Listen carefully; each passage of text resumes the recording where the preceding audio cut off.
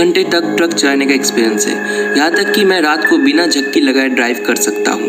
पर जो किस्सा आज मैं आपको सुनाने जा रहा हूँ वो मेरे साथ कई हफ्ते पहले हुआ था, जिसे सोचकर आज भी मेरे रोंगटे खड़े हो जाते हैं। उस रात मैं अपने दोस्त सूरज के साथ ट्रक ड्राइव कर रहा था।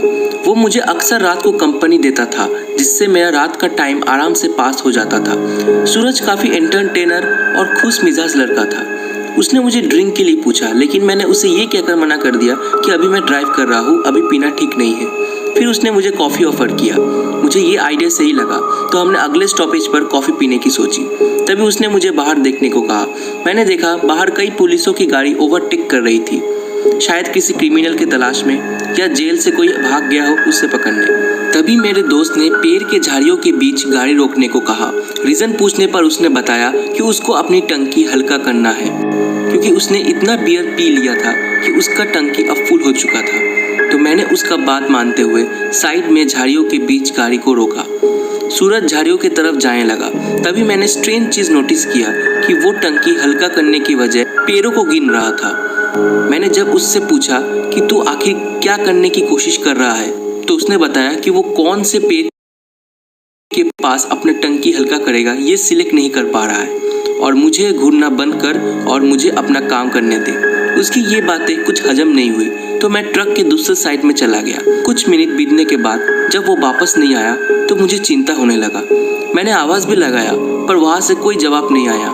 मुझे उस वक्त कई अजीब ख्याल आ रहे थे, पर मैंने सोचा शायद ज़्यादा ड्रिंक की वजह से गिर गया होगा और उसे मेरी मदद की ज़रूरत है। मैंने अपना टॉर्च लाइट लिया और झाड़ियों के अंदर जाने लगा। ज़्यादा अंदर जाने से वो एक जंगल लग रहा था।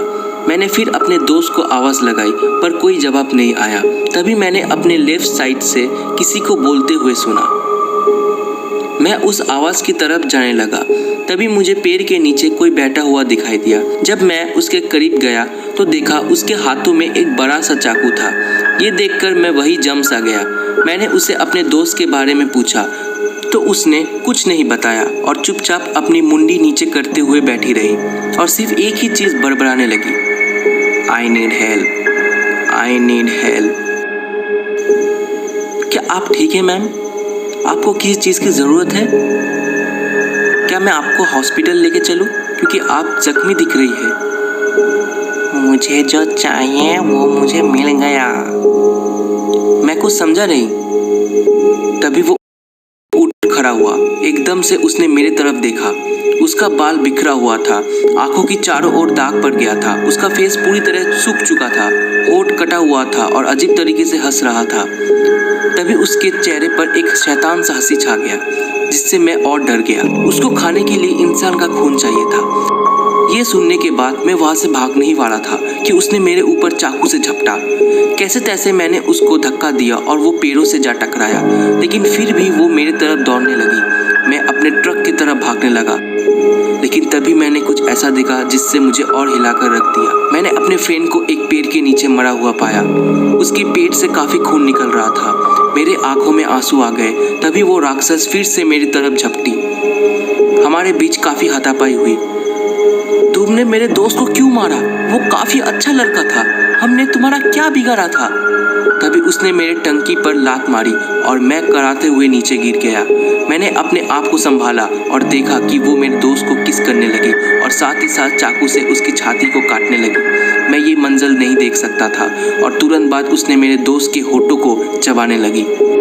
मुझसे और रहा नहीं गया और भागकर अपने ट्रक पर जाकर बैठ गया और पुलिस स्टेशन चल दिया। पुलिस को मेरे फ्रेंड की बॉडी अजीब अवस्था में मिली। मैंने पुलिस को सब कुछ बताया कि वहाँ मेरे साथ क्या क्या हुआ था, पर आज तक पुलिस उस राक्षस को पकड़ नहीं पाई। पुलिस से पता चला कि वो एक साइको है जो जेल से भाग गया था और वो ट्रक के अंदर छुप जाया करता था और ट्रक ड्राइवर का शिकार करता था। वो आज भी आज़ाद घूम रहा है और पता नहीं अब वो कहाँ हो।